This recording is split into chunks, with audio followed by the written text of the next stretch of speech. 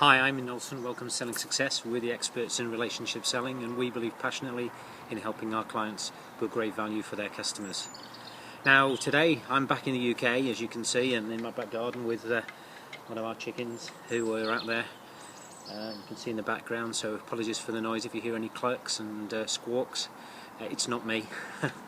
Long time since, well, a couple of weeks since we last spoke to each other, and I'm just really here today to talk a little bit about stuff that I've been tweeting recently. A lot of people have been asking me why I'm retweeting stuff that is a success news story.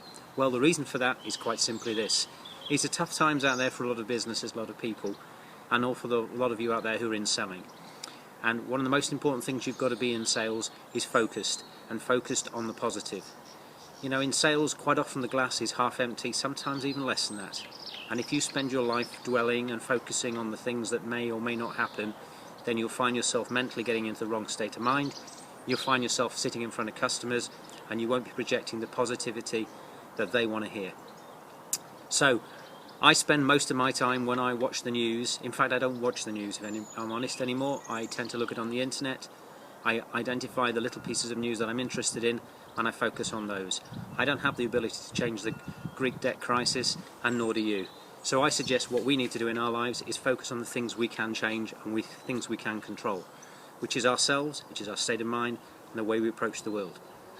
So if you want to join my crusade and those of others of us who are retweeting and promoting positive news that is out there, then we'd be delighted if you join us. Because what you will notice, and I've worked through 2 or 3 recessions now, is in any recession there are winners and losers. And invariably it's the big, large companies that are the losers, because they have the most to lose.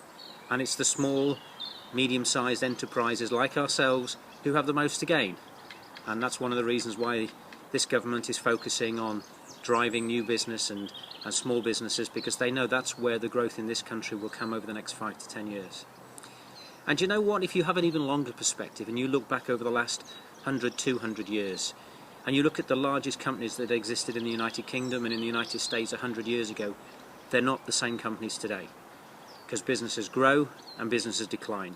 I know, we know all this, Ian, why are you telling us this? I'm telling you this because right now we're going through a big process of change. And those big companies are dominating the news because they're having to lay off hundreds of people.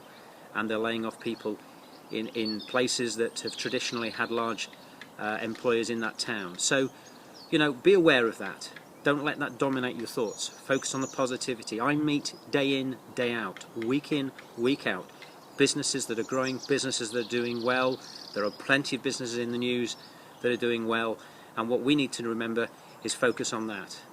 So the positive news for today, and the main news for you, or the main message for you, is to focus on that positivity. Focus on the good things that are happening in your life. And for those of you that are a little bit more spiritually aware maybe, or advanced, you may have read the book The Secret. It talks about the law of attraction. I've heard it read many ways and said many ways, but you know what? I can't tell you why, but it works. I've had salespeople that work for me doing exactly the same job. I remember recruiting 2 salespeople many years ago doing exactly the same job, had identical sales territories with the same sales opportunities, and I coached them both in the same way. And one had a positive mental attitude. I can do this, it will happen, whatever the obstacles, whatever the challenges, I will make it work. And the other one who constantly kept coming back to me with issues and challenges and problems, I'm afraid to say, they saw them as problems. And you know what? The one that had a positive mental attitude went on to be successful, and the one that constantly saw problems struggled and didn't really make a success in sales. And the one that had that positive mental attitude, I'm not going to name his name, but he's now the chief operating officer of one of the world's major recruitment companies. So you know what? It happens. People who have a positive, mental, optimistic approach to life succeed. And you know what? They're healthier as well. There are lots of scientific research that says that people who are optimistic have generally lower rates of bad health, have much better outlook in life, and are much more positive, and they are happier. So, it's up to you. That is one thing you can control. You can't control the Greek debt crisis. You can't control the UK's unemployment rate single-handedly. But you can control how you think and feel about your life, about what's going on. And I tell you, if there's one thing that will make a difference in your life tomorrow and in the next week, is if you spend the next week focusing and being grateful for all the positive things that are happening in your life, you'll be amazed what's going to happen to you in the next week.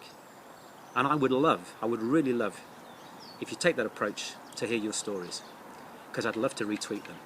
Anyway, great talking. Look forward to speaking again soon. Spring is now upon us.